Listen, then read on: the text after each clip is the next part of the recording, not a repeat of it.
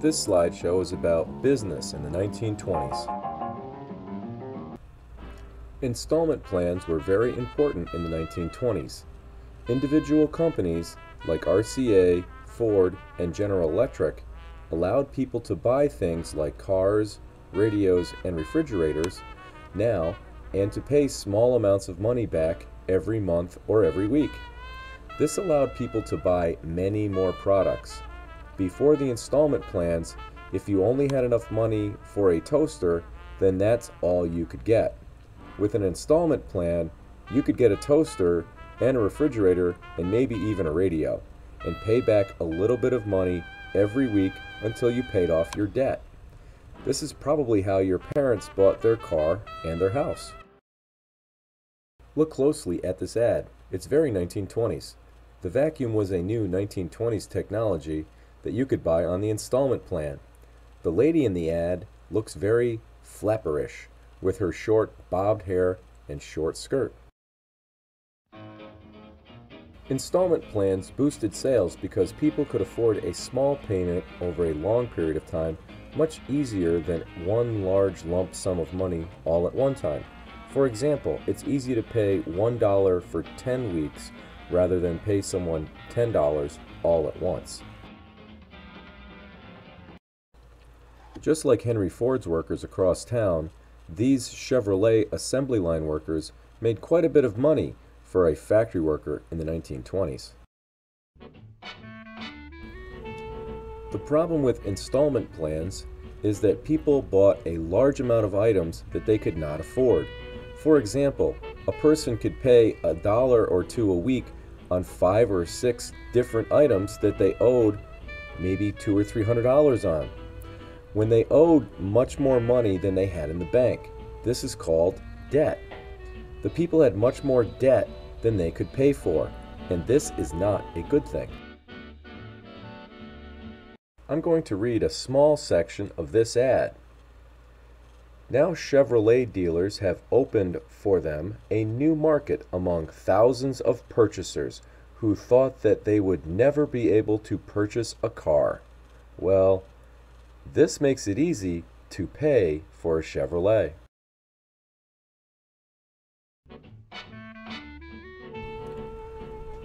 Look at this graph of consumer debt in the 1920s. On the left, the amount that people owed almost tripled in the 9 years on this graph. The graph also shows you what people were buying. The number of cars almost tripled, and the number of refrigerators grew dramatically. Now stop and think. If that technology was not around, would people have gone into debt? Buying stocks in the 1920s were thought to be an easy way to make money. The stock market prices were going up, up, up every day. Stock is a piece of ownership in a company. When you buy stock on the margin, you pay only, say, 10% of the real stock price, and you pay the other 90% later. It's like an installment plan for stocks. The rise in the stock prices allow people to cover the payments they owe by selling some of the stocks and earning money from it.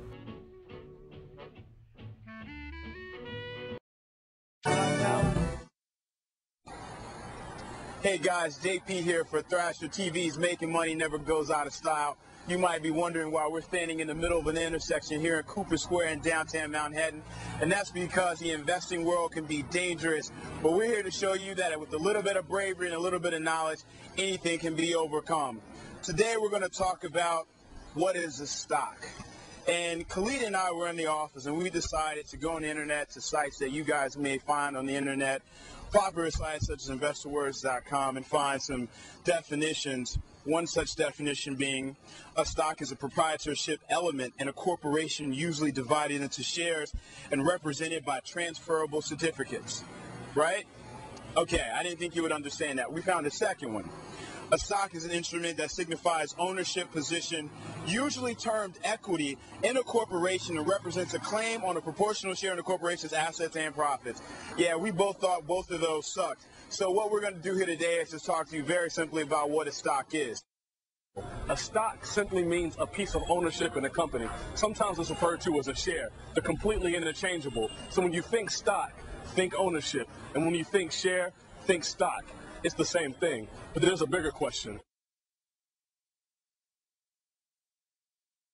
The difference between public companies and private companies are that private companies cannot be invested in. One example of a private company is Kmart. An example of a public company is Barnes & Noble. Barnes & Noble is what we call traded on the open market or on an exchange. Here in the United States, the two largest exchanges are the New York Stock Exchange and the NASDAQ. On the New York Stock Exchange, companies are indicated by their ticker symbols. You may have seen some of these ticker symbols on our Thrasher TV promo. On the New York Stock Exchange, ticker symbols are either one letter, two letters, or three letters. Examples are like Macy's. Their ticker symbol is M. Procter & Gamble's ticker symbol is PG. And the example which I just referred to, Barnes & Noble, their typical ticker symbol is BKS. They generally are always very close to the company's name and are pretty much easy to remember according to this. There are also four-letter ticker symbols that are indicated on the NASDAQ. Take a company like Apple, for instance, AAPL.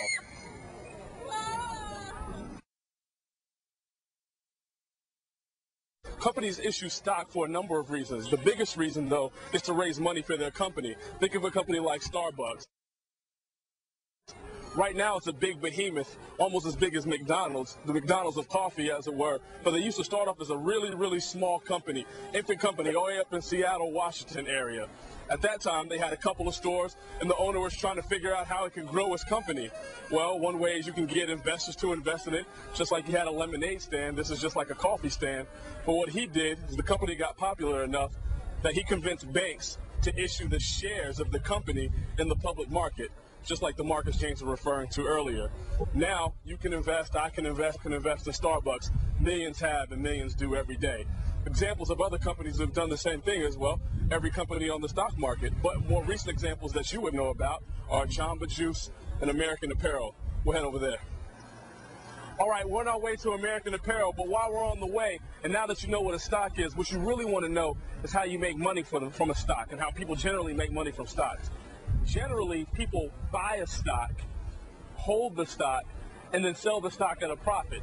That's how people mostly make money from stocks, and that's the way that you're going to make money from stocks in the beginning. So for an example, take American Apparel, which we're headed to right now. American Apparel is trading at right now, what, about $11.50, James? Yeah, about $11. About $11.50. So let's say you buy a share of American Apparel at $11.50. You wait for a little bit. Now the stock is at $15. You sell it at $15, and then that $3.50 in the middle, that's yours. Now, a warning, a but, and this is a big Jennifer Lopez style, but stocks don't always go up. On this slide, you have an example of how you would buy on the margin. Let's say that one share of a stock in a company costs $10, and I buy 10 shares. That means 10 shares times $10 equals $100. Now, if I buy on the margin, I only have to give my broker 10% of that $100, which is $10. But I still get all $100 worth of a stock, but I owe the broker $90. Now I would wait until the price of that stock goes up, maybe say 3 times as high. Now that stock is worth $300. Now I sell my stock at $300. I pay my broker the $90 that I owe him. Now I still have $210 left, and if I take out that original $10 that I just put in, I just made $200. And I did it by calling my stockbroker on the phone. I didn't even have to stand up or break a sweat. Very easy. Now, I found this song on the internet. It's a funny little song from the 1920s called I'm in the Market for You by George Olson. This is a jazz tune that he is singing to his flapper girlfriend that includes a great deal of stock market terms. I'm I'll have to see my broker, find out what he can do, 'cause I'm in the market for you. There won't be any joker with margin, I'm all through, 'cause I want you outright, it's true. You're going up, up, up in my estimation. I want 1,000 shares of your caresses too. We'll count the hugs and kisses when dividends are due, 'cause I'm in the market for you. The stock market crash of 1929 had many causes. One of the largest causes was that by the late 1920s, farmers had lost a lot of money because of low crop prices. New technology allowed farmers to grow a lot more crops.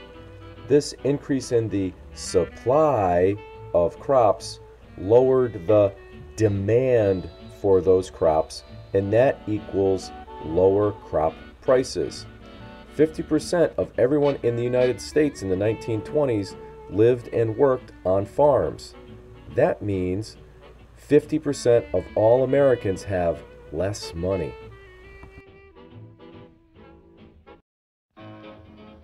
If 50% of Americans have less money, then they are going to stop buying things like cars and refrigerators and radios. The industries that make those products are going to have trouble selling those things now. Those companies' profits are going to go down because people are not buying their products.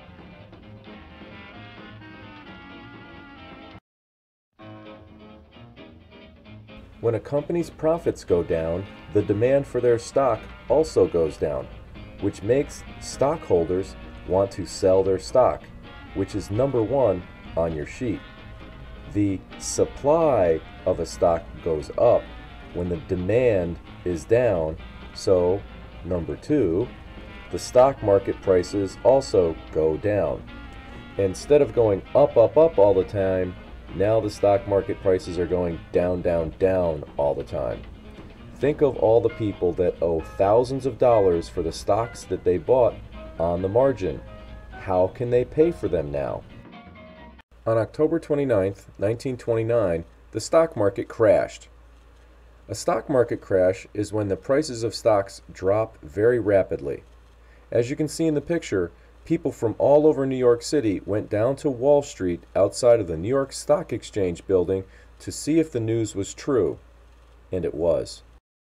As you can see on this graph, the stock market prices went up through the 1920s, but on October 29th, 1929, the prices crashed and people lost billions of dollars. People, like farmers and stockholders, have little money to buy new things, so, number 4, companies stop making new products because the store shelves are full and the warehouses are full and they don't need any more products. If a company is not going to make any more products, then they don't need any more workers. So these companies lay off or fire workers. Now more people have no money because they are now unemployed. In this picture, you see people waiting in line at a soup kitchen where they would get free food. Soup kitchens were very popular after the stock market crash because so many people were unemployed and had no money to buy food. Number 5. The unemployment rises because all those companies are getting rid of their workers. Number 6. Those unemployed people still have to pay their bills, so they have to take money out of the banks to pay their bills for the car, the refrigerator, and the radio that they paid for on the installment plans. Number 7. Banks very quickly ran out of money themselves. They had lost billions on the stock market crash themselves, and people were running to the bank to take out their savings before the bank went out of business. When banks ran out of money, they closed their doors forever.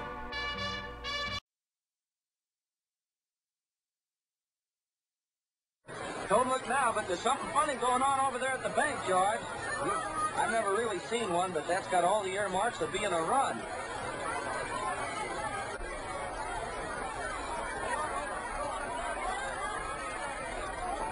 Hey, lady, you got any money in the bank? You better hurry.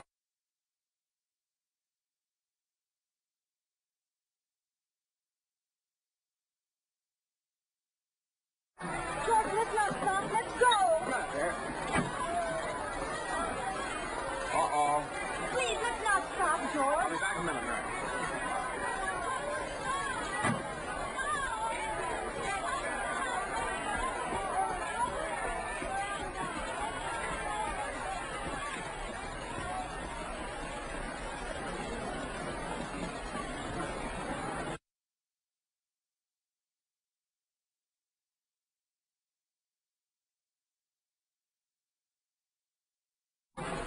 Well, hello, everybody. This is Thompson. How are you? Charlie, what's the matter here? Can't you get in?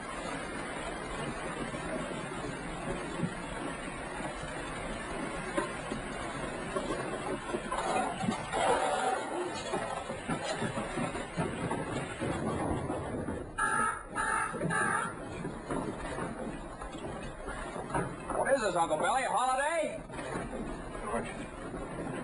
Come on in, everybody. That's right. Just come on in. Gotcha.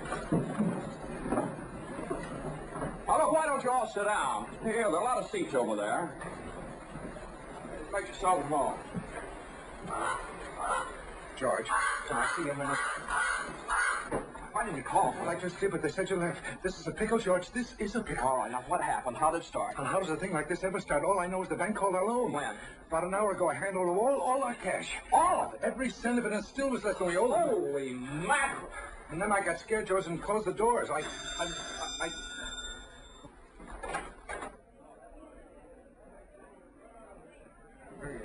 Now, just remember that this thing isn't as black as it appeared.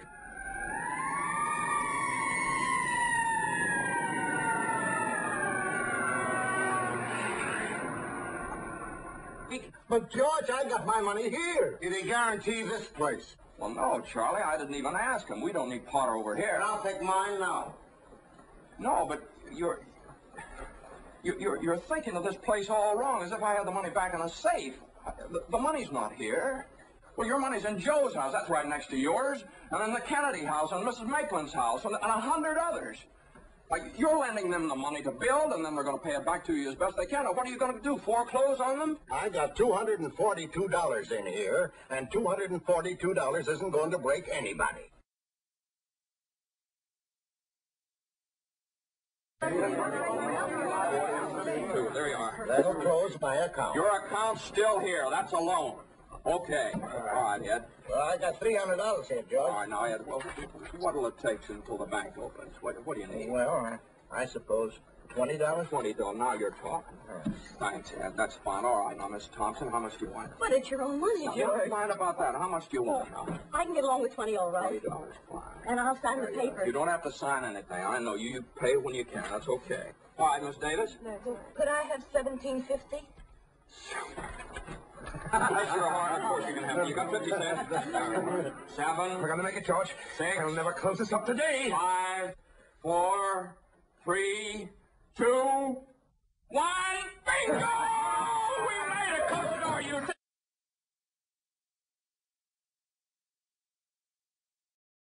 Number 8. When companies who also lost a lot of money when the banks failed, they don't have any money to pay their bills or their employees, so they also close. Number 9. This increases unemployment and the negative cycle continues. Sorry to be so negative, but 1929 was a bad year for America. This was a common sight in America after the stock market crash.